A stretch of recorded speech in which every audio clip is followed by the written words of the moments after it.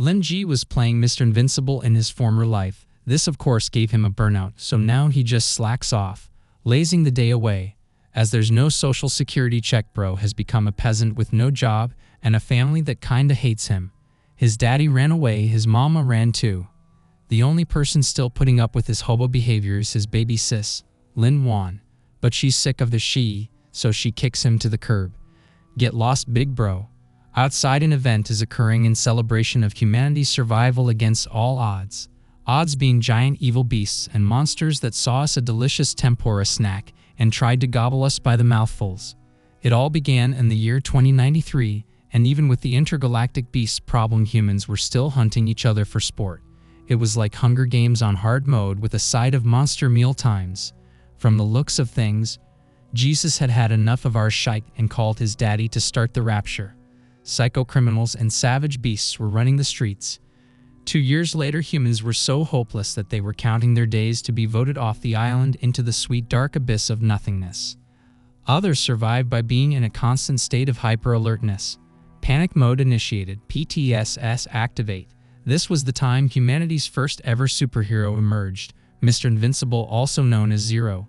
Interesting name for a hero, probably indicates the number of girls he's been with. Zero was like Superman on steroids. Bro destroyed them savage beasts like it was nothing. He'd also took on the mafias of the world like it was Law and Order Special Victims, Special Edition. Within no time, he'd saved the people of the world all by himself. Zero even decapitated the king of monsters. He was our #1 guy.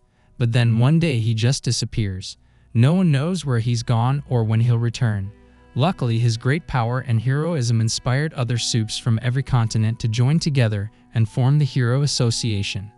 This organization scouts, tests, and deploys soups to battle bandits and beasts alike. The soups and the supervillains are classified into 8 ranks, ranging from SS to E. All this brings us back to the start of G's story. Don't forget that G is our burned-out hero Zero. To cope with his new reality, all big homie wants to do is game, watch Saitama recap channel, and eat. All while he expects his baby sis to clean his pigsty of a room, cook his meals, and live with his gamer neckbeard insult stinky bottom whose gaming chair smells like actual human waste cause bro stopped showering, and just like Cartman can't take a poo break. Manic depression for the win. One day, while walking the streets searching for lost change or cigarette butts, G passes an open-air performance of a local popular male group, kinda like an Timu version of the Backstreet Boys or BTS for you youngins. Our group are members of the famous Shishin fighting family and are performing for their most loyal female fans.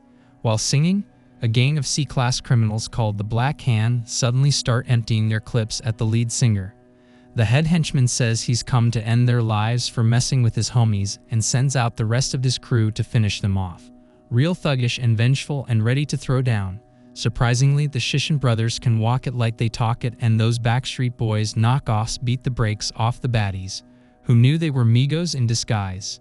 Soon only the leader of the Black Hand gang remains. He takes matters into his own hands and challenges the Shishin boss to a duel. But he gets them hands and hits the ground like an NPC catching an error. G decides to quietly join the fray by quickly foot cuffing the bad bossman using some dominatrix quality cuffs that only SWAT-level police have access to. Come to find out, the Black Hand gang were hired by the Shishin family's lead singer himself to trick his adoring public and get some extra clout. These terrible singers will really do anything for clout. Thinking that this was a ploy to arrest him, the Black Hand head henchman goes apeshite and somehow transforms into a broke man's version of the Hulk, revealing that he is a level B villain. Old boy is not to be taken lightly. He uses one punch to send that boy band singer flying, and then easily assaults the rest of the band without even really trying. All of a sudden, an E-rank new recruit named Zan arrives on the scene. He arrogantly orders the Black Hand hulked-up henchman to surrender. He seems to be rocking some high-tech laser gloves and starts to aim, but his high-tech gloves are not high-tech at all. They backfire and send Zan flailing through the air. Up he jumps and tries to blame Hulky for that embarrassing backflip. He attempts to regain some honor by using hand-to-hand combat, but again goes flailing. Dude won't give up and uses every single piece of trashy tech in his itinerary. Get it up, son, you aren't Shuri from Wakanda. But Zan keeps jumping up after each fail like a brave cockroach. This greatly irritates our Black Hand Hulk, who decides to end him once and for all. Zan bravely warns Jie to run away. Jie responds that Zan is about to get his angel wings, but our bravely stupid ranker declares himself a hero, meaning he will not run away and let a civilian be harmed. These words activate Jie's guilty conscience. He is more than just this depressed neckbeard loser. Out of nowhere, he pulls a huge spiky metal club. Shout out Lucille from The Walking Dead. That thing is massive and violates all the laws of science, as I'm sure it's about to violate Hulkiana over there. Jie jumps into action and smashes Hulkiana's skull in. Talk about a home run of the worst kind. Zan, struck by those impressive battle skills, becomes a fangirl and begs Jie to partner up with him as his assistant. Wow, classy move, Zan. Zan is sure that his genius and his tech combined with Jie's unstoppable power would make them the #1 fighting duo. While he begs and pleads, a shiny black car pulls up and a Kim Kardashian crossed with Storm from the X-Men lookalike steps out. Apparently she is one of the top 3 ranked superheroes in H City named Lady Winter Sorceress. She walks over and starts questioning Zan, asking what the heck happened. Zan, ever the eternal fangirl, immediately asks for an autograph. He then straight up lies and says that he defeated the B-class Hulk thanks to his high-tech gear and jiu-jitsu moves. He then has the audacity of introducing Jie as his low-level assistant, but Miss Kardashian, the Lady Winter Sorceress, dumbly asks him if he's on something as Jie has already exited stage left. Jie runs home and happens to eavesdrop on baby sis brawling with her man, Long Wenfeng. She tells him she's a girl boss and has already applied to work at Professor Qin's research institute. Wenfeng, being a macho millionaire, demands she instead work for him. Nah bro. Baby sis is an independent woman. She tells him that she's not for sale, nor does he own her, and she literally kicks him to the curb. Jie enters the home and wonders why his sis keeps brawling with and rejecting Richie Rich. Sis responds that the only man for her is our hero Zero. But she doesn't know he's her big bro. We do though, and it's super cringe and incesty. To change the subject, they start arguing about his continuing joblessness. She quotes The Offspring, asking Nana, why don't you get a job? They continue arguing, and it's revealed that Mom and Pop didn't just run away. They both exited the mortal plane a good 10 years ago. Just as Lil Sis is about to brawl with him, Zan knocks on their door. The little stalker followed him home. He again offers Jie a partnership and apprenticeship, concluding with a promise of a full salary and even some bonuses. Baby Sis becomes overjoyed and accepts on his behalf. No more depressive mooching for you, Jie. He and Zan then head over to the Hero Association's facility to register. Once there, they see a display of large statues, one of Zero alongside some other SS rank heroes. Curious, Jie asks who those other statues belong to. Zan is dumbfounded and explains that these are the heroes who fought alongside Zero, helping him save the world. Surprise, surprise, Jie has never met any of those fake pretenders, as he had done all the saving solo. Then they enter the testing area where B-ranked hero Yatan, a beast of a man, will be testing him on his strength and physical abilities. Yatan, ever the macho, insults Jie and warns that if Jie can resist his strength for 3 minutes, he'll pass him. Jie just as arrogantly responds with, what happens if I beat you? A flabbergasted Zan interrupts, claiming that's impossible. But Jie's our homie, and he steps forward with zero fear, and their duel begins. Yatan somehow transforms his arms into strange-looking rhino swords. Jie pulls his gigantic iron club out from God knows where. Yatan storms at him and tries to slice him with those rhino swords, but Jie, using only his club as a shield, somehow stops the attack. Everyone is stunned, and even Yatan bows to his strength, saying he's the strongest candidate he's ever met. Yatan gives a quick emo speech and then tries to blindside our boy with a sneak attack. Jie blocks it, but then it's on like Donkey Kong. Yatan is throwing boulders which his rhino arms dig out of the floor. The onslaught is terrifying, but Jie gives just as good as he gets. It becomes an epic duel, and the clanging of their weapons is deafening. Yatan keeps insulting him, which quickly bores big dog Jie. In a power move, he restrains Yatan's arms with his one leg while using his other to give him an overpowered knee to the nose. Finish him. And just like that, Jie has defeated this B-ranked hero, leaving everyone astounded. Next is the written exam, which Jie seems stressed to be taking. You got this, big homie. We check in on Yatan, who seems to be lying in hospital with a concussion and some major anxiety trauma. He'd all kinds of messed up.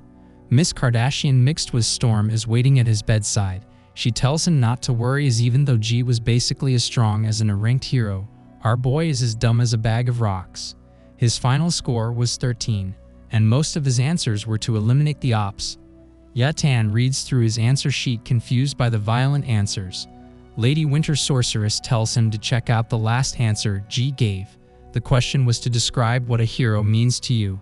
Our boy lets loose all his emo depressing vibes, saying he quit being a hero ages ago. He doesn't know if what he did was truly justice or whether he should be called a hero at all. Chill, big homie. Back to G. He and the rest of the candidates are standing in the main hall by the test results board. When Zan sees G's low test score, he cannot help but laugh and trolls him brutally. Back off, Zan, big homie is going through some things. Luckily, G doesn't seem bothered by this wannabe tech-savvy loser. G walks away, but Zan follows, spouting some nonsense about knowing your strengths, teamwork, connections, promotions, working with others, blah blah blah. G interrupts, saying, wouldn't a weak member drag down the whole team? Can such a person really be called a hero then? Good questions, G. As they argue, they overhear a group of 3 low-class heroes running up on a young dude with glasses. They gang around him and demand he stays far away from them and the Hero Association, or they'll teach him a lesson. Lil Dude defends himself by saying that if he hadn't stepped in to help them, the baddies would have gotten away to hurt others. But these ugly, steroid-abusing half-beast men don't give a damn about innocent people or anyone else. All they care about is increasing their rank. They warn Little Dude if he doesn't resign immediately, they will make his life a living hell. Mr. Four Eyes is no weakling, and he shouts to the rooftops that these beastmen are no heroes, causing them to laugh out loud. I'm sorry, but I was laughing too. They keep insulting him, and even Zero catches some strays. Then they toss him like a banana peel, and our boy G steps in to catch. Fangirl Zan rushes in to punch the beastman, highly offended that he insulted Zero.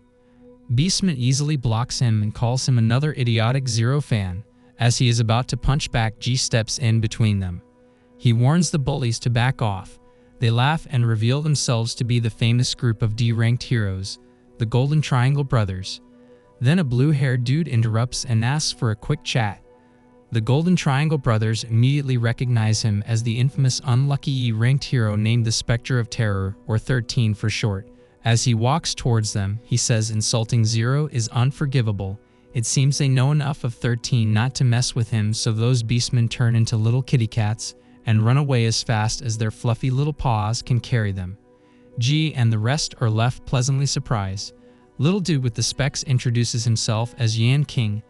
Zan calls him Specs and trolls him, but G acts his age and introduces himself and Zan. He then politely inquires just who the heck 13 is and why are people afraid of him. 13 introduces himself and gives a little backstory. He may just be an E-ranker, but most fear him. Most won't even talk to him as they fear him that much. G wonders if 13 has any friends, but 13 smoothly responds, who needs friends when I have a digital waifu?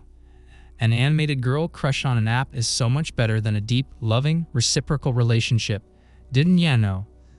Zan and Yan seem horrified by this revelation, but G rushes over. He too is a man who loves him some animated lollies. G excitedly shows his 2D girl crush, and an immediate friendship is born. Bromance for the win. The boys embrace, and G asks 13 if he would like to partner up with them. 13 gets all emo and immediately accepts, stating that in the last 5 years not a single person had offered to partner with him. Bro is high-key emotional, and it's great to see a man who shows his feelings. Yan King politely inquires about 13's abilities, only to hear that his powers are bad luck. What does that even mean, bro? G asks if his powers gives bad luck to enemies, but nope, he gives misfortune to all who are near him. Damn, bro. We get a flashback into his past and learn that he's been cursed since childhood with powerful bad luck energy, so bad that people named him the Spectre of Terror. As a small child, his orphanage burned to the ground. He was the only survivor. The next orphanage was destroyed by a landslide. Again, the only survivor. Every single orphanage he went to ended up destroyed. I say you were the luckiest kid there, but okay. Eventually, young 13 just lived in the streets. On the bright side, even with all his bad luck, sometimes he had great luck, and he tells us the story of how Zero saved him from a monster. G2 gets a flashback and remembers how he almost lost his life that night. Ha ha ha. 13 punches a pillar from the excitement of sharing his story, and thanks to his bad luck, he strikes a weak part of the building as suddenly the roof starts collapsing on everyone's heads.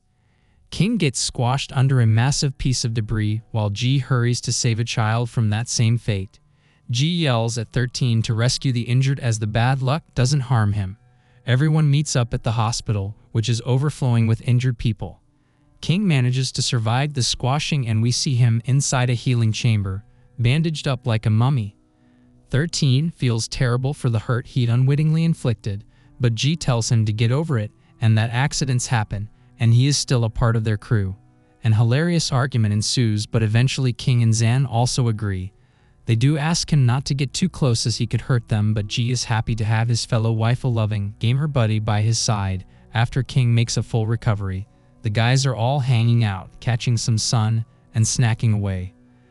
They have a new mission sent through an anonymous letter. At first, they assumed it was a "Will you be my Valentine," but they seem to have forgotten that Zero women find them attractive. Harsh, their mission is to capture some thugs who are trading in black market goods. These thugs are supposed to have some C-level members in their gang, but for some strange reason unlucky accidents have been befalling them, so the gang's numbers have dwindled greatly. Our crew have been camping out on a nearby building as 13 stays on the lookout while G and Zan relax as if they are on vacation. King is hard at work playing their butler and fixing up tech. Everyone knows that it's thanks to 13 and his curse that most of the baddies are out of commission. They even joke around that if 13 keeps following them, he'll eliminate the whole gang, and the guys wouldn't have to lift a finger. Mission accomplished. Zan is worried that the Hero Association may penalize them for not dealing with the gangsters directly though. When it comes to King, Zan forgets they are on a mission and keeps ordering poor specs around to do his dirty work. Annoying? Back to 13, he explains that today is a big day for the baddies and things are about to get spicy as our boys have to catch them red-handed. 13 quickly informs us that the targets have met up, just as King teleports to the rooftop. Zan, not trying to be upstaged by that teleportation move, insists that he goes first. He pops on some high-tech rocket boots and whizzes off in the wrong direction. Bless his heart. Back to our baddies. They are about to trade off, but before paying they ask for a demonstration. Those selling agree. We see some lovely raw sewage sucked into a machine. Other chemicals are added, and after a big flash, the chamber opens and out steps a giant slime monster made of poop and other lovely ingredients. Yeah, for recycling. Mr. Poop Slime is remote controlled, which is an extra feature alongside its enormous size and super strength. The thugs nearly wet their pants with joy at the thought of possessing such poopy power. Then King enters the scene, looking like a 10-year-old schoolboy, and announces that they are registered heroes and they've come to lock them up. He introduces the rest of the crew. G, who's barely interested, 13, who seems excited, and Zan, who crashes to ground and almost takes himself out. The gangster who tried to buy Mr. Poop Slime orders his men to shoot. We see some more of King's abilities, because he somehow has unlimited spectacles which he throws at the criminals and then teleports into each pair. He then manages to take all their weapons before he teleports next to 13. Then the maker of Mr. Poop Slime steps into the fray. He activates Mr. Poop Slime with his remote and causes it to attack. 13 pulls a machine out and starts blasting the slime to Kingdom Come. To make things extra spicy, he throws a bag of spicy chili sticks into Mr. Poop Slime's mouth. Nobody likes spicy food shoved in their mouths, so Mr. Poop Slime loses his mind and starts hunting them down. Running for their lives, they beg G for help. He pulls out his trusty butt, club, and home run hits the monster straight into the city center. Mr. Poop Slime lands in a busy street and starts attacking people with his stench and overall unpleasantness. G is there in the nick of time and lands a few more well-placed hits. These hits may be effective, but G is basically just splashing raw sewage around, covering people and buildings in literal poo. Just then Zan arrives, offering some assistance in the form of his special plasma cleanser, which apparently can clean up anything, no matter how vile and disgusting. Maybe you, my dear viewers, should get one to clean up your rooms. He powers up the weapon and uses his rocket boots for speed. Unfortunately, he runs straight into Mr. Poop Slime's belly and gets stuck, face first in a mountain of shite. Jie manages to save him, but Zan, ever the unstoppable, announces that he's found its weak spot and will do better in his second try. Confidently, he steps back into the fight. Mr. Poop Slime fights back with several tentacles of shite launching like spears, but Zan ducks and dives and dodges all like a true pro. The battle ends with him sticking his powerful weapon deep inside the gigantic gooey monster, making it squirt gloriously clean tsunamis of water.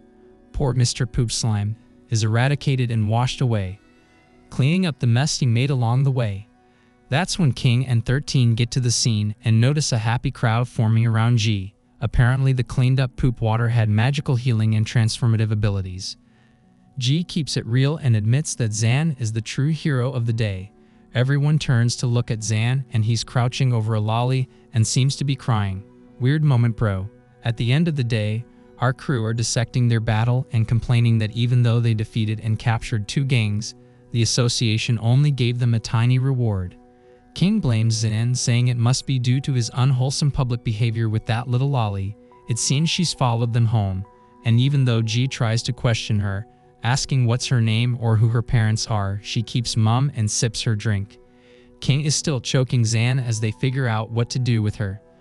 Just then the doorbell rings and Storm Kardashian is standing at the door. She enters and King and Zan turn into little puppies at the sight of her, but she gives the lolly some playful attention and compliments the crew on the success of their first mission. Jie is not impressed and asks her to get to the point. Somehow he knows her visit is linked to the girl. She acknowledges this and hands over a USB, telling them to plug it in. She explains that a few years ago, the Gene Evolutionary Corp was formed.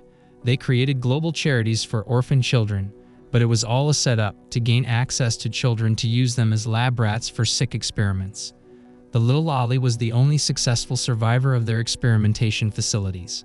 All other innocent children perished at their hands. Upon hearing this information, Jie flies into a blind rage and more of his unmatched overpowered abilities are shown to us. Big Homie is righteously pissed, and who can blame him? Save the children. He demands to know just what the Hero Association has been doing about this and why they haven't ended them all yet. Then he quickly realizes that he needs to take a chill pill as he was choking them all out with his uncontrollable rage. He apologizes and sweetly says sometimes his emotions get a little out of control. Talk about an understatement. Anyhow, Miss Storm responds that yes, they have spent years investigating the Gene Corp, but somehow they have always evaded capture. After some personal snooping, she discovered that the baddies had infiltrated the Hero Association, and to her unpleasant surprise, this went all the way to the top. The very chairman of the Hero Association, Yang Ru. Apparently, the little lolly is essential to the Gene Corp research, and they were hunting her and trying to find her by any means necessary. Jie questions why the Winter Sorceress, as a senior member of the association, can't handle this herself, but she disheartedly replies that they'll be coming after her soon enough, so there's no way she can guarantee the young girl's safety. She knows for a fact that super assassins are on their way to recapture the lolly. The next day, Jie and the crew invite his sister along to help them shop for the girl and feed and care for her in a way they cannot. You know, they may be soups, but they lack the mothering touch. Juan is immediately suspicious and harshly questions him, wondering where they kidnapped this lolly from. Jie informs his baby sis that they rescued her and she's a helpless orphan in need of protection. This immediately softens his sister's heart, and she cuddles the girl and promises to care for her. Off they go shopping while Jie and the guys promise to stay close by if needed. Out of nowhere, the Diamond Triangle brothers pop up and demand they accompany them for an interrogation into the whereabouts of the Winter Sorceress. Who things are moving fast now?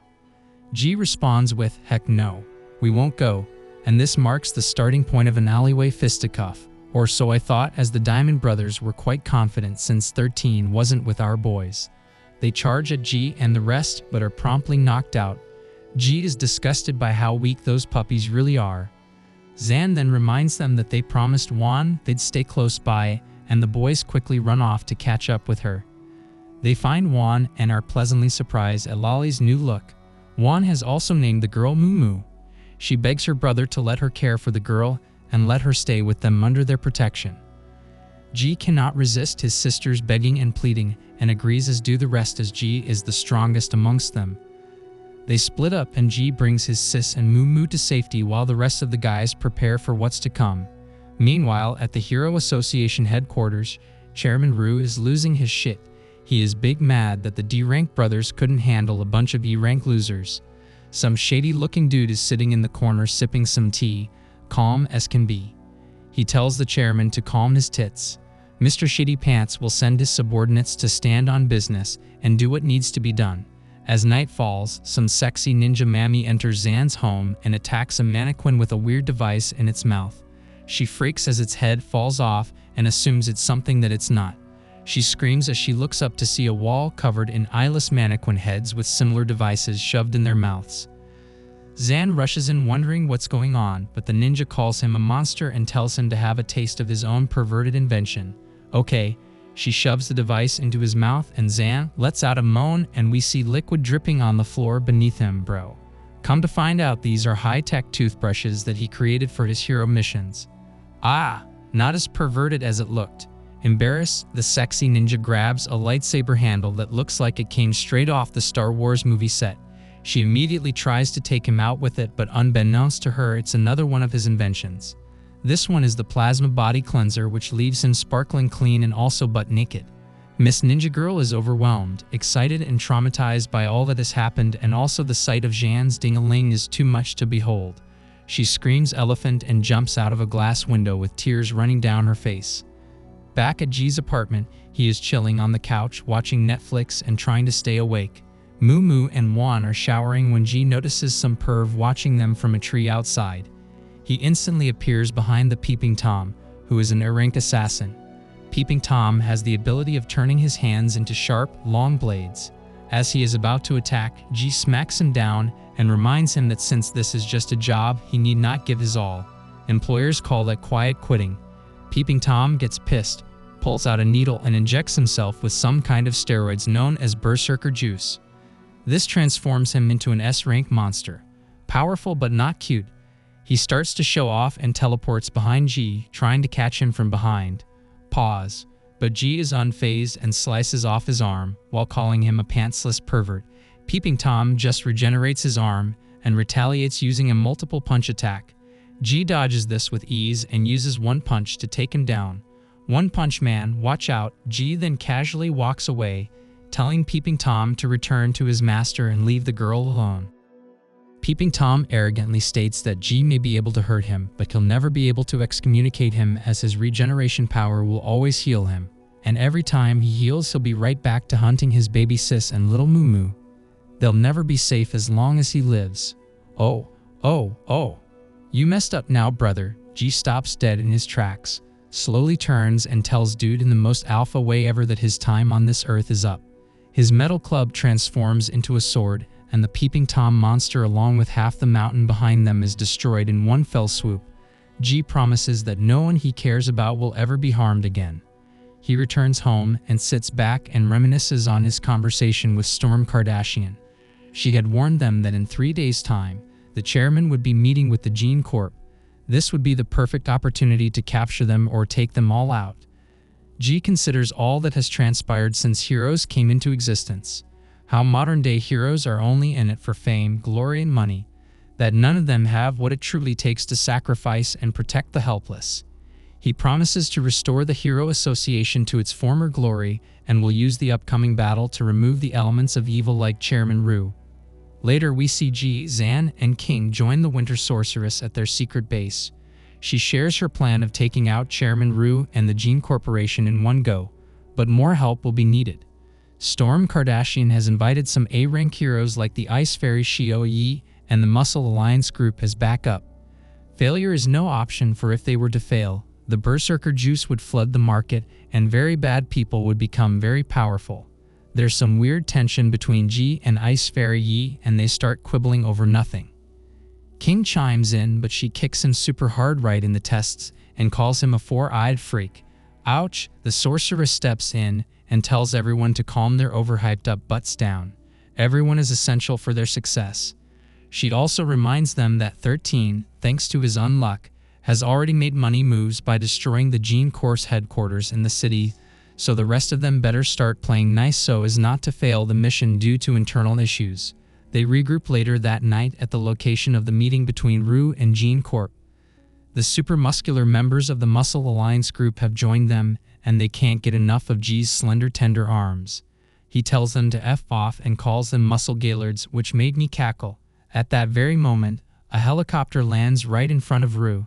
The president of the Gene company named Gan waits inside. Suddenly, the super muscle boys start screaming and run towards it. Their brains must be underdeveloped as they just start attacking, forgetting that they are supposed to be signal first. Not wanting to be left behind, Zan and Yi follow suit. Ru immediately responds by sending in his muscled-up soups, and it's on like Donkey Kong. Ji slowly walks toward Ru, while the Gene Corp president jumps back in the helicopter and starts taking off to evade capture.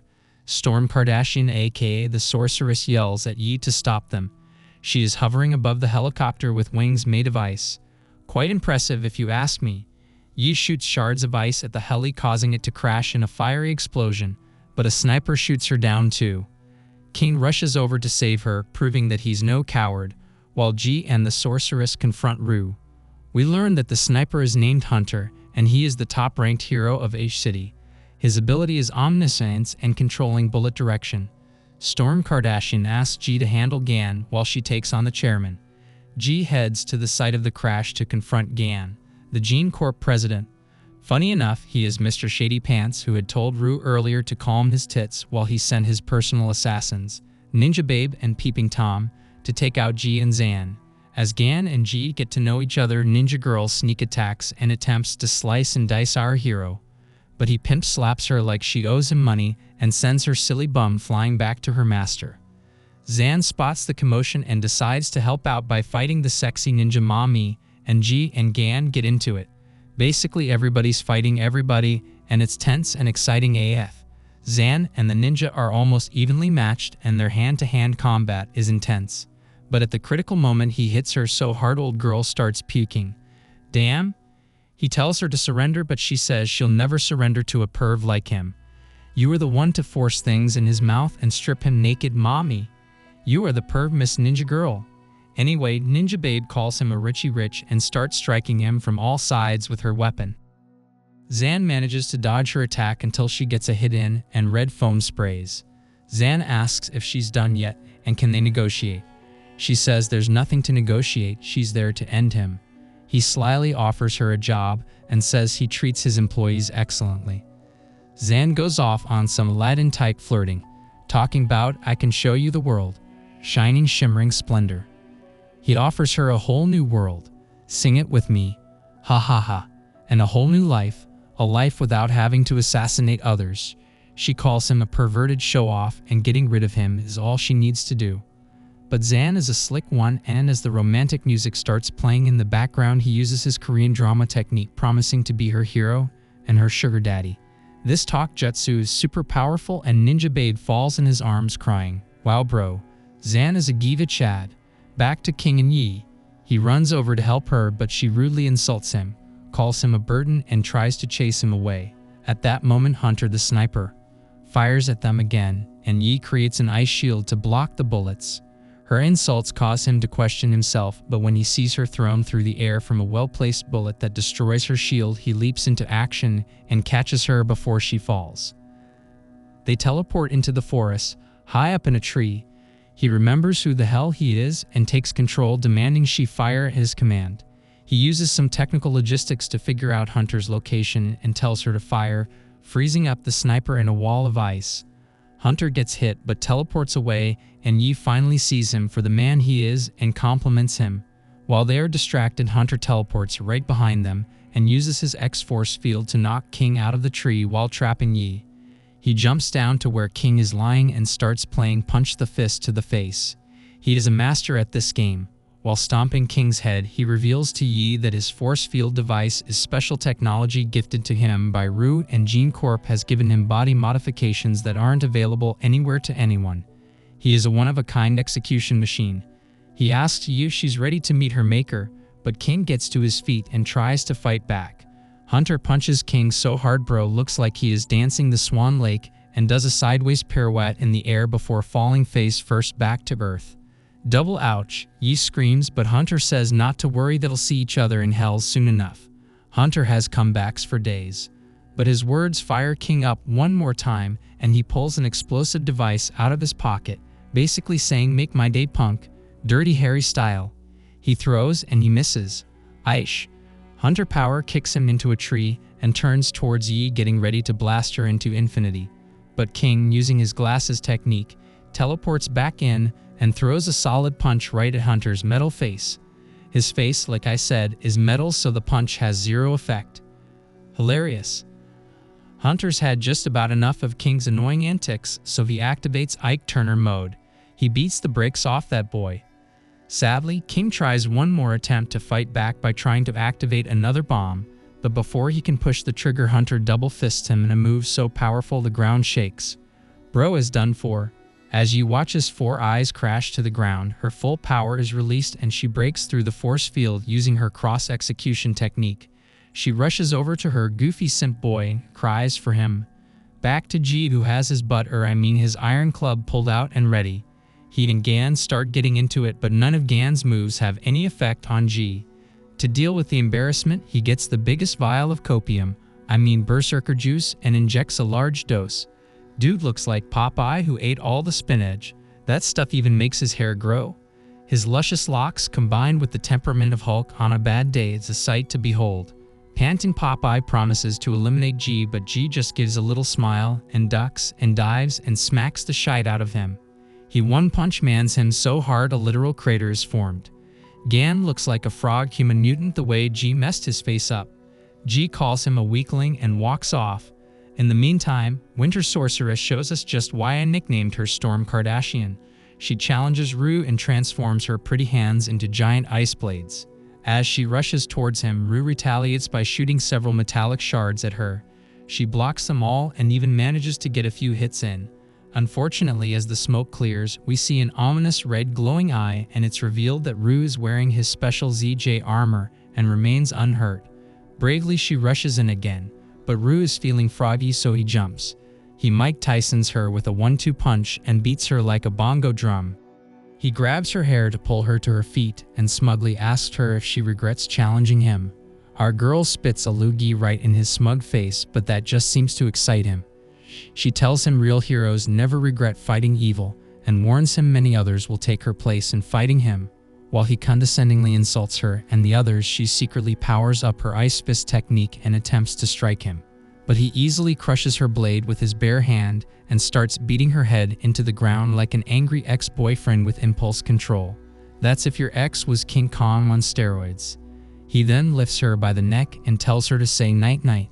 Rue starts berating and insulting her and her crew, laughing at the suffering they all are enduring, telling her it's over for her and he will not take her insubordination lightly. She responds that she fears no man and quickly uses her Ice Lotus ability to hold him in place. He smugly responds that her weak-ass attack is basically useless, but she says all she needs to do is keep him there for a moment. Then she calls out to Ji. On her signal, Ji leaps into the frame. He strikes the evil Rue with his mighty weapon and sends him flying. Ji helps Storm to her feet, and they face Rue head-on and tell him to give up while he still can. But Rue is an undercover neckbeard, and his insecurities cannot handle defeat. He pulls his own vial of cold-pressed, extra-refined copium extract and injects it straight to the neck. He has a crazy look in his eyes, and dude spazzes out while transforming into a giant armadillo turtle-like mutated S-level monster. With glowing eyes and spikes for teeth, he starts shooting razor spikes all around him. While the spikes before were thin but dangerous, these new ones are much more powerful and explode upon impact. Rue keeps attacking the sorceress with his spikes, assuming he has already beaten Ji. He almost catches her unaware, but Ji springs into action and blocks all attacks with his club. Ji-Bum rushes Rue and strikes hard, destroying his spike defenses and managing a blow to the face all in one move. He knocks him to his knees. As snot flows from his nose, he questions if G2 is an S-ranked fighter that somehow circumvented their ability measurements. G laughingly says they ranked him as E. Rue states that whatever G's rank is, he cannot possibly defeat him. I think you're making a mistake, buddy. But okay. Ru speedily teleports behind him, attempting a sneak attack. He misses. He tries and tries and tries but misses every attempt. Jie dodges him as if the Los Angeles Dodgers were named after him. Finally, he stops his punch with a single hand.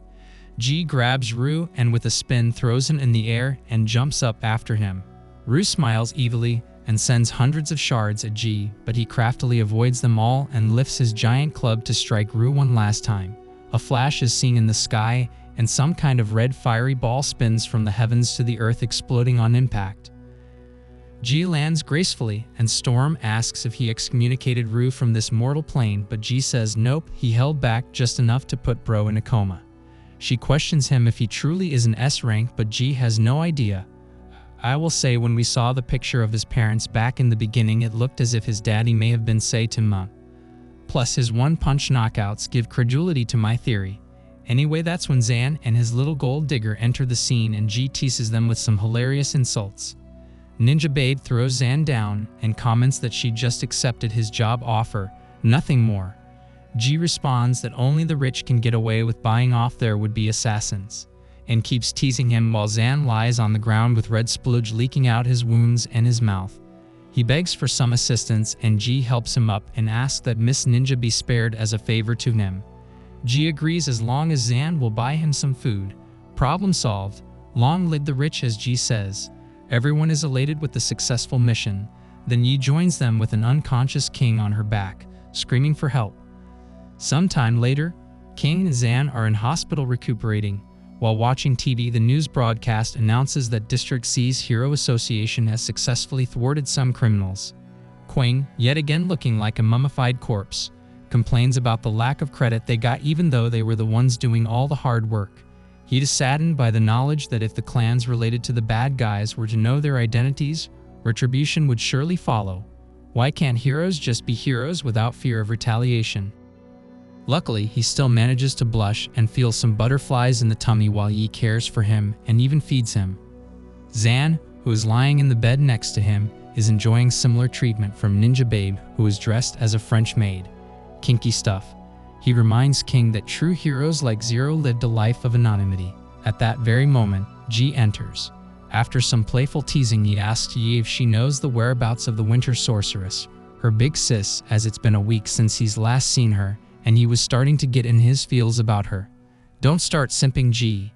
Little does he know she is standing by the door watching him. She flirtatiously asks if he's been missing her, and her attention makes Jie blush.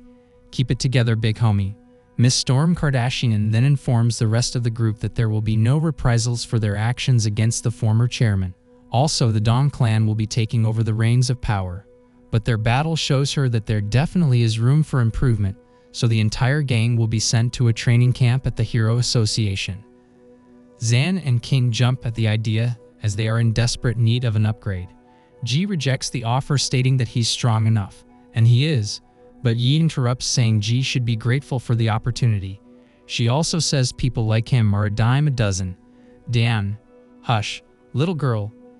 Jie has eliminated S-rank fighters as if they were mosquitoes. He really doesn't need a training camp.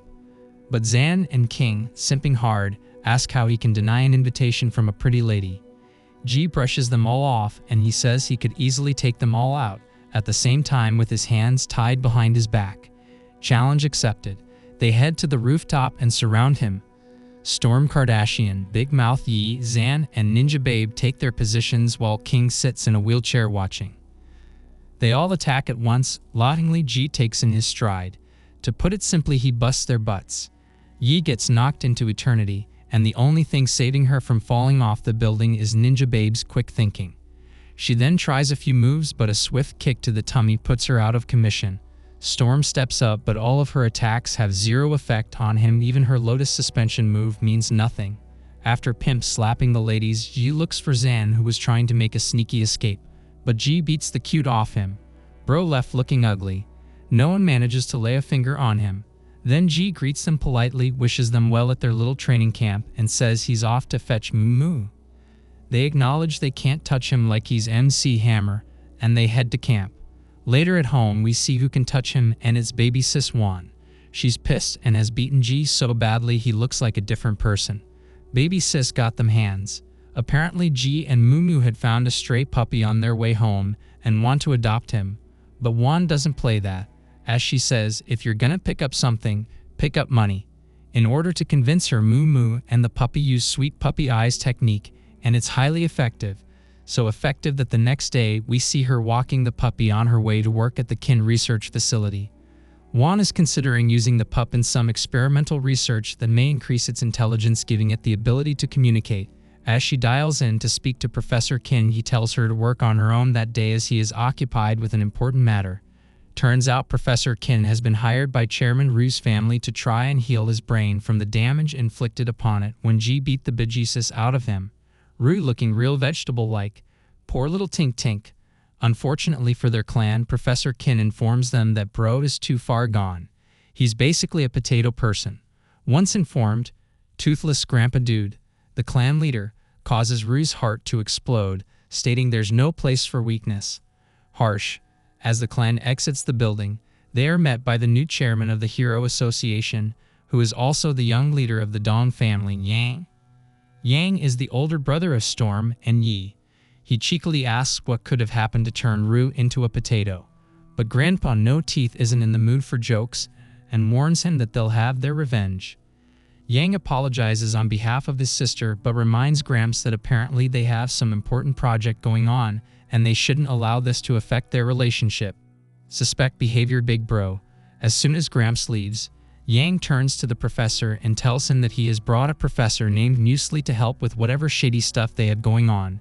Big bro is super sus. Sometime later, and the rest of the gang have returned from their training camp. They meet up with Ji at the Heroes' headquarters for the introductory speech of the new chairman.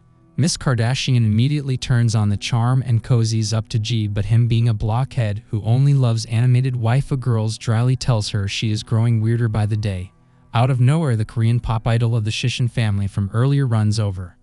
He calls Ji master and begs him to teach him ways, but Ji has zero interest in a one-in hero who has to buy off baddies to look good. Just then the ceremony begins and Yang walks up to the stage. He delivers a speech like a true two-faced politician, full of lies and deceit. As his speech ends, 13 asks the crew if they should get a new rank evaluation, but the team jump him and curb stomp our unlucky friend, warning him of how he destroyed the building last time. The sorceress walks over to her big brother to ask him a question, but he tells her to mind her business and then roughly grabs her face, threatens her about cleaning up her own mess, warns her not to try and escape, and literally causes her to cry. Bro is abusive. He invites the gang for a little chat. Everyone seems impressed by Richie Rich except Ji. Yang walks over to Ji and says he heard that Ji took down all the elites in the last battle. He offers him the opportunity to join him and further his career. Ji smiles and politely declines. Yang's BS does not impress him at all. Me neither, big homie. Yang is not kosher. Yang gets offended and makes a vague threat. That's not so vague at all. He threatens his life but again invites him to join their clan. Ji responds that anyone who wants a piece of him can come and get it. He fears no one, least of all a weak hypocrite like Yang. Injured Yang activates his psychic ability, which makes everyone except Ji fall to their knees. They stand face to face, no man giving an inch. Yang increases his ability, causing everyone at the headquarters to bow the knee. Ji still stands. This is like the Kendrick Lamar's Drake battle. Spicy. In retaliation for this mighty show of power, Ji releases a power-up of red energy that sends Yang flying backwards and makes him cough up some tasty red foam. Drake is down. Yang and his cronies leave and we hear his personal thoughts. He was stepping to Ji just to see if he stands on business, and surprise motherfucker, Ji is no punk. As Ji and his boys walk away, they discuss the uncalled for altercation that just occurred, and something feels off. Yang's treatment of his sister makes him even more suspicious. Ji asks 13 to do some recon and see if he can find out what the heck is going on. That's when baby sis Wan calls his phone telling him her experiment was a success. She needs him to come and pick up the mutated doggo. Ji says he is on his way. As she ends her call, Dr. Muesli enters her lab and is amazed by her success in intellectually developing the doggo. He praises her and reminds her that girls run the world. Just like Beyonce says. That's when her ex-boyfriend pops up. Dude's been stalking her, but his stalking has benefited her this time. He is there to warn her that Grandpa No Teeth's clan, the family of ex-chairman Ru, and the Dong clan are in cahoots and she's in danger. They've been funding Professor Kin's research and are very clearly up to no good. Time to go, sissy. As Juan considers what he says, she realizes that he is telling the truth and says that she must save Professor Kin, as she's no coward who will just run and hide at the first sign of trouble. She rushes to save Professor Kin. That's when Wenfeng makes a call demanding the Heaven Squad are summoned to protect his lady love. Back to Ji and Zan as they make their way to the Institute. Ji notices some shady figures spying on his little sis. He catches one and has Zan do some freaky things to her that makes her confess. He finds the rest of her team on a rooftop. Unfortunately, he doesn't know that these are the Heaven Squad bodyguards sent to keep Juan safe. He knocks them all out and Zan finds a medallion identifying them as part of Wenfeng's clan. Ji becomes enraged by this, wrongly assuming that Wenfeng won't take no for an answer and is harassing his baby sis. Back at Wenfeng's mansion, he gets a call that someone's taken out his entire team. He wrongly assumes that it's Yang, who must have figured out that Juan has outside protection. Everyone's assuming, not knowing that assumptions make an ass out of you and me. Finally, Ji and Zan have met up with Juan and are surprised to hear that Dog Go is learning quantum physics. What a good boy. Ji, being a protective brother, gives Juan a special locket and tells her to press the gem in the middle if she's ever in any kind of danger. That reminds her of the warning she received about Yang and Ru's toothless clan. But she doesn't want to expose her brother to danger, so with a swift kick to the back, she sends them home with Einstein Dog Go. We head over to 13, who is watching over the only Kardashian I could ever love. Just then a flashy sports car pulls up in front of her house. A blonde guy who's attended to by 4 imposing robots steps out. How'd they all fit in that car is my question. Apparently he is young Master Zi Hao Ouyang, family of Ru, and the toothless grandpa. And this douche canoe is Kardashian's forced fiancé. Dude has zero game and mentions he wants to tame her, but she is behaving herself, so he can't. Who says that lame drivel? Pathetic. She calls him disgusting. Rightly so. He grabs her by the face. What is up with men grabbing her by the face? And tells her he'd love to assault in all of the ways, but he'll have to wait until they are married. That he can't wait to clean her mouth with his special tool, and the rest of his family awaits her too. As she lies on the ground, she begs him to end her now, but he says where's the fun in that? He demands she put her pretty bum in his sporty car, but as she slowly stands, her boys from the Muscle Alliance show up to defend her. Before they can take a step forward, the robots surround them. Zi Hao arrogantly approaches them and introduces himself as Kardashian's fiancé. He forces her into his car and then makes her watch while his robots beat the ever-loving crap out of the muscle man. It's a savage beatdown, and teeth go flying along with all of the raspberry foam. Kardashian cannot watch any longer, and she activates her ice blade ability, holding the blade to his neck, begging him to stop. Right then, a bullet flies through the window, but just before it hits its target, his fat head, he catches it barehanded. Damn! He sends the bullet back to its sender, shooting 13 out of the tree. Zi Hao uses another one of his abilities to wreck 13 from a distance, and we see red foam spraying everywhere. Jesus. Then he slaps Kardashian so hard her head hits the window. I'm getting Chris and Rihanna flashbacks. The DVD is off the charts. She promises to do anything as long as he stops hurting her friends, and he agrees as they will bore him anyway. Dude speeds off. That's when his robot lands next to 13, and we hear that they've been given the order to exterminate all targets. Evil bastard, 13's life is ebbing away, and the robot is about to fire when at the last moment we see that G has arrived just in time to save poor 13. G tells 13 to leave it to him, and suddenly he has a flaming sword pulled from God knows where. The robots seem to have a self-repair function, so G starts slicing and dicing them, and the power of the sword makes them melt like butter. While driving, Zi Hao gets an alert that his robots are being destroyed. He wonders how that's possible, so he turns on his built-in camera function. He spots a man with the fire spirit sword, a divine artifact. Kardashian leans over to look and says G's name out loud. Arrogantly, Zi Hao is happy as he says that the sword will be part of his dowry. The sorceress is saddened that G is now a part of her arranged wedding to this abusive lout. Back to 13, and G, King and Zan have joined their crew and inform G of all the information they have on the Ouyang family. Jie flies into a rage and vows to destroy their whole family. The guys hold him back and remind him that saving 13 is their priority. Bros before enemies. With 13 safely headed to the hospital, they return to Zhan's home and plot the destruction of the Ouyang clan. King is frightened as the Ouyangs are one of the strongest families, plus they may very well have an army of those almost indestructible robots. Zhan tries to motivate him by using his hero talk technique. Fight criminals. Don't give up. Don't desert your friends. Be like Zero blah blah blah. It seems to work as King's testes grow back and he mans up. That's when the leader of the Shishin clan walks in and says that he has been informed that the sorceress is in danger and he wants to help Jie, who he still calls master. Ninja Babe has been hacking the Ouyang clan's security with the help of Einstein Dog Go, and with the floor plans they can formulate a plan of attack. She brings up the banquet hall and informs them that tomorrow's engagement ceremony will be held there. Jie is flabbergasted, so Ninja Babe gives him the deets. Kardashian is being given to the Ouyang clan as a way of strengthening their political connection and also as retribution for her role in Rue's takedown. Jie, like us, is enraged. She is a human being, not a bargaining chip to trade as her brother sees fit. This isn't Game of Thrones. King asks him to calm down so they can plan accordingly, and Zhan reminds them that they need to think ahead as retaliation is sure to follow.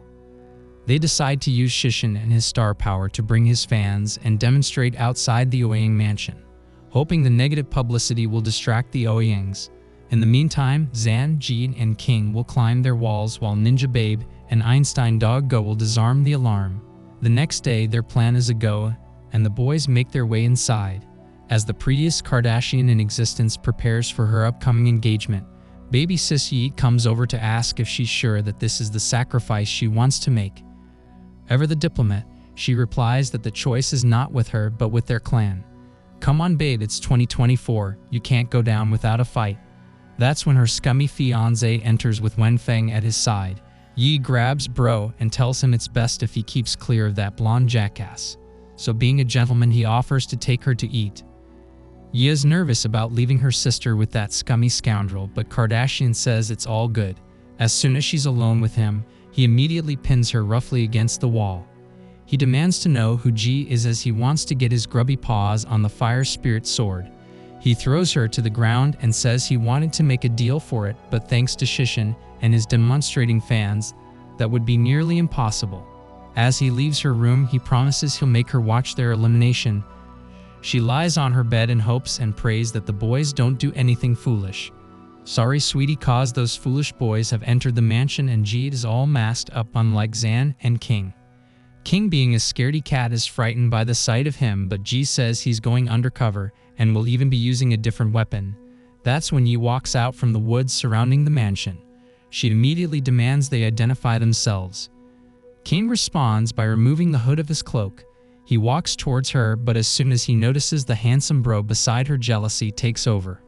Mr. Hottie asks Yi if she really knows these cloaked weirdos, but before she has the chance to answer, King forces himself between them, informs Mr. Hottie that they are very close and starts lecturing Yi on the dangers of handsome men. Stop cock-blocking specs. Seeing them distracted, Jie and Zhan hurry off to infiltrate the mansion. Once inside, they find the bride's room. Unfortunately, it's guarded by two macho men. Jie fearlessly says he'll take them out, but Zhan interrupts and says he'll be the hero. He springs into action, fighting them both, and maneuvers the fight further down the passage, clearing the path for Jie. Big Homie takes his chance and enters the bride's room.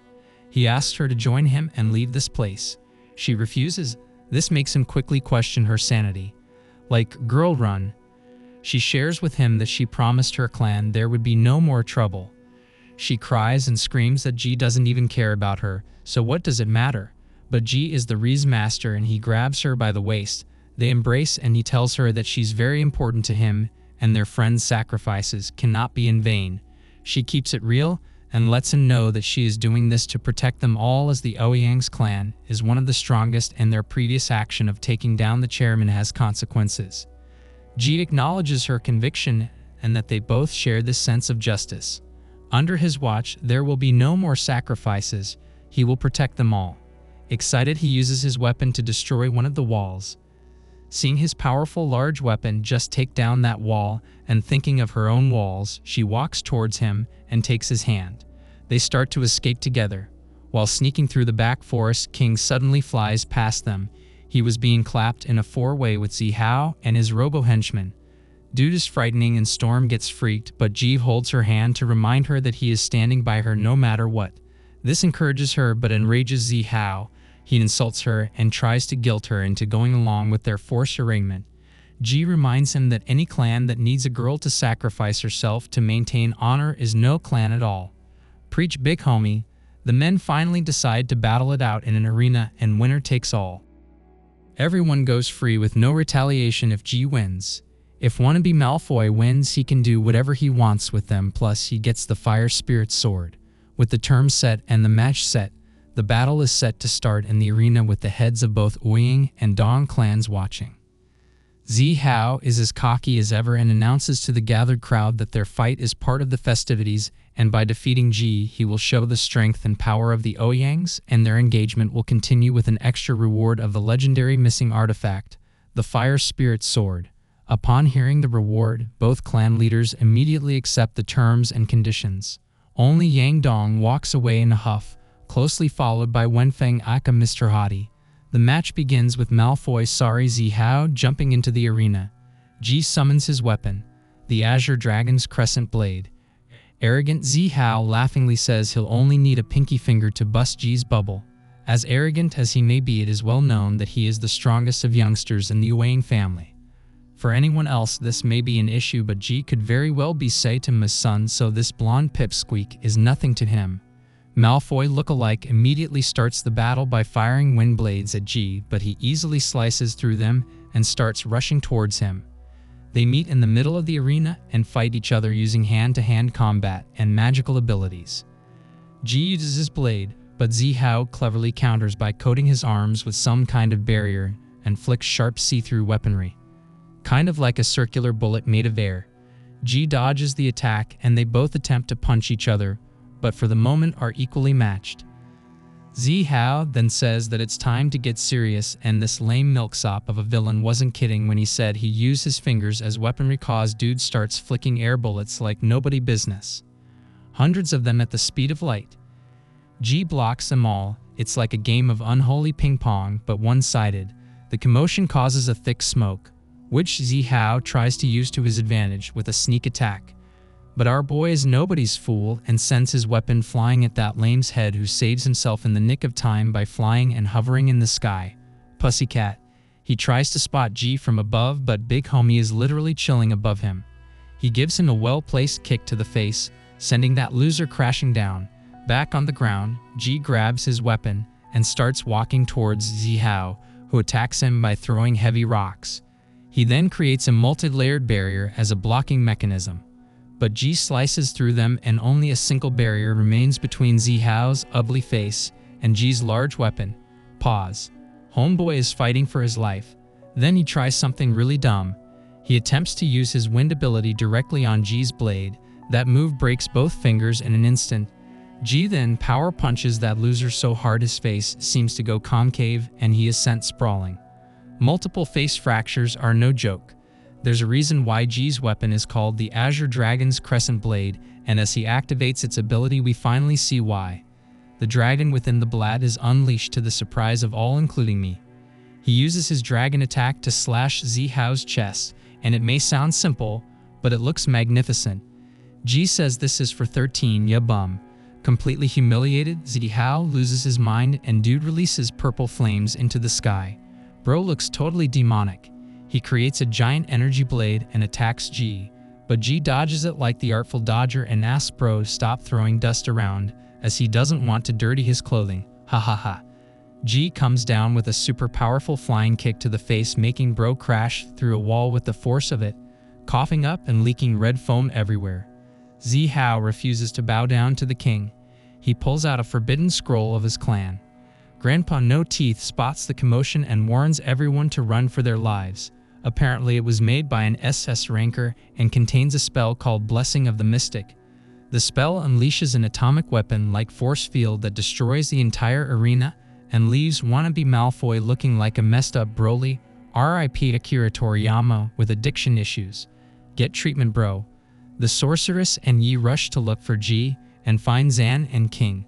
They all look up at the transformed Zihao and wonder what's really good with homie. Dude has serious issues and it shows. As they freak out wondering if Ji made it, he walks out of the smog, looking like a true alpha. He tells them to give him a second while he quickly wraps this up. The sight of him sends Zihao into a blind rage. Dude's eyeballs have literally disappeared. Dude looks like Yuji Itadori if he was an ugly crack fiend. He starts shooting enormous energy beams at Ji. Ji counters with a dragon beam attack that totally immobilizes the freak and makes him crash to earth. Broken and bruised, he lies there as Ji takes a picture to save for later. The most voluptuous Kardashian is about to fall into his arms when everything freezes. Now we get to see just where Yang ran off to while the fight was happening. He went to Professor Kin's lab to transform himself into some kind of demigod. Not gonna lie, but he traded his looks and bro looks positively horrendous, kinda like dude from Prometheus. We get a flashback and see that Yang was a pansy kid and obsessed with Zero. Pitiful. Now he's obsessed with Ji and jealous of the relationship Ji shares with his sister. Incesty. So to compensate for his inferiority complex, Mr. Clean lookalike decides to end the world. Seems logical. Back at the lab, we see that he crashed the building like the Kool-Aid Man, and Professor Kin lies unconscious while Wenfeng is cradling Wan's body. Yang is seated on a machine of some kind that the professor had been working on. This machine turns him from a mere mortal into an extremely unattractive, super arrogant yet whiny moron with a god complex. He now has the power to stop the world, sending out an energy force that brings humans and animals to their knees.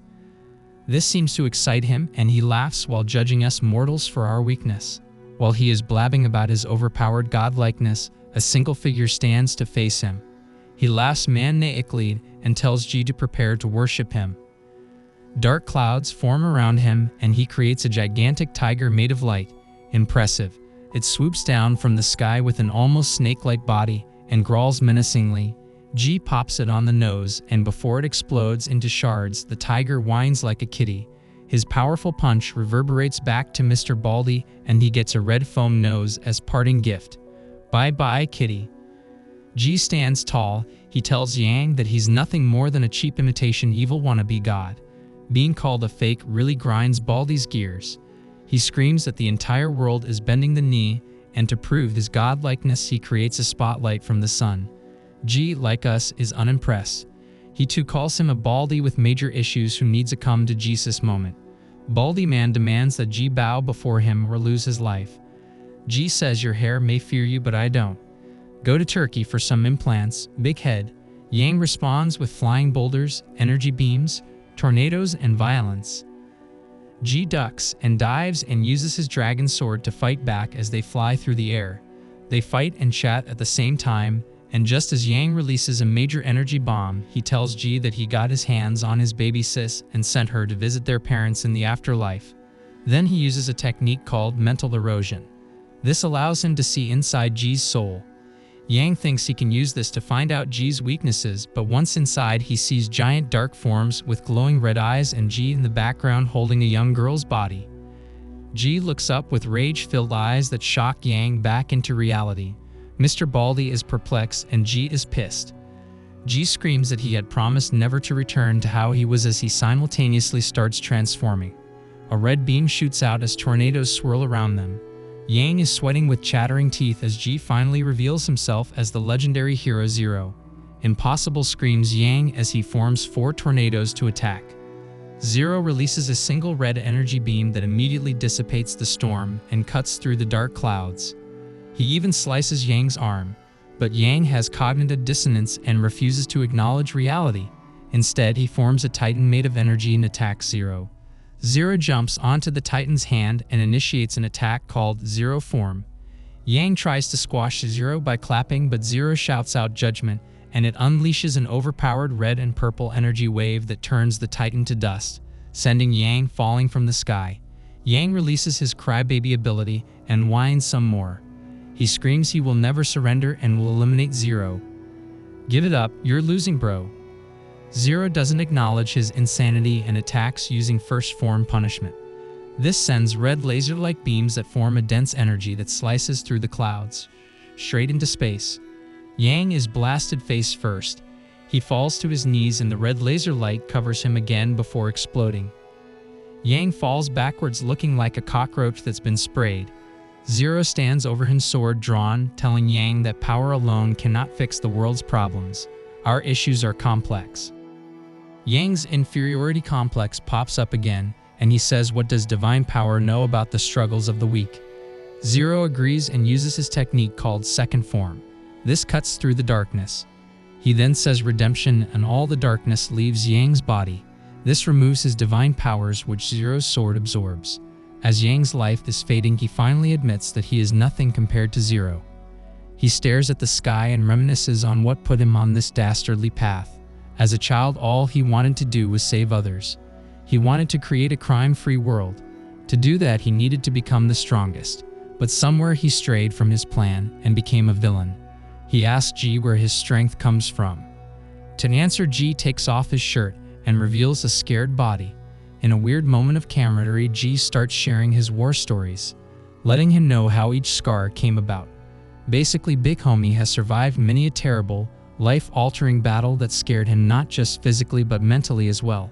From celestial executioners to alien cannons to otherworldly gods. After a while, he couldn't even recognize himself anymore. Luckily, his face card never declined and he could hide the rest as he doesn't want to alarm his baby sis. Even though I think she may have caused a few scars herself the way she beats him. Yang further acknowledges that the traumas and hell he endured while saving the planet is the reason he became an incel gamer neckbeard who never leaves his room. Finally, Yang asks him about the girl he saw in his soul. But Jie smiles and says, none of your business, homie. He also reminds him to stop calling him Zero, as he gave up being a hero. Yang starts evaporating and being nosy as ever. He asks why he registered to become one then. Jie answers with, heck knows bro. Cause I don't. Yang finally goes full ghost mode and Jie finds redemption in living a simple life. Back at the research institute, Wenfeng regains consciousness, handcuffed while all around him lies rubble. He spots Wan sitting beside Jie and smiles with the knowledge that she is safe. As Wan herself slowly comes back to her senses, she asks her brother what he's doing there. He says as a registered hero and her big bro, it's his duty to help his baby sis. He tells her to call him at any sign of danger, and as a thank you, she punches him in the head. God loves sibling love. That's when message pops up from Storm Kardashian. They agree to meet on a bridge, and as he waits for her, he reminisces on how they met and all that's led them up to this day. She arrives to bid him farewell. She's moving to District M to teach at the Hero Academy, a notoriously dangerous place. Jie questions if it's a wise decision, but Miss Girl says that he inspired her to do whatever she wants to. That's when she turns to him and makes a move even his naivety cannot resist. She grabs Big Homie, they embrace and gives him a kiss to build a dream on. He never saw that coming, but the rest of us did. And with that she says goodbye.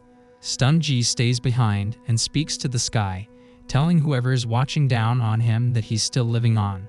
Either Big Homie's talking to the angels or that Kardashian kiss just blew his mind, and that's the end. Well, not completely, as we zoom into an isolated island with a high-tech prison built on it. A maniac with a metal arm laughs to himself and licks his lip as he sits on his bed in his high-security cell. He says that he detected a wave of energy that could only belong to Zero. He softly says they'll meet again, and so will we, dear viewer. This is your anime sensei signing off. Please remember that if you or your loved ones experience traumatic events, don't just lock yourself up and hide from the pain. Treatment is available. Have courage. Don't be abusive like Zihao or mentally unbalanced like Yang. Be a hero like Zero. Take care now.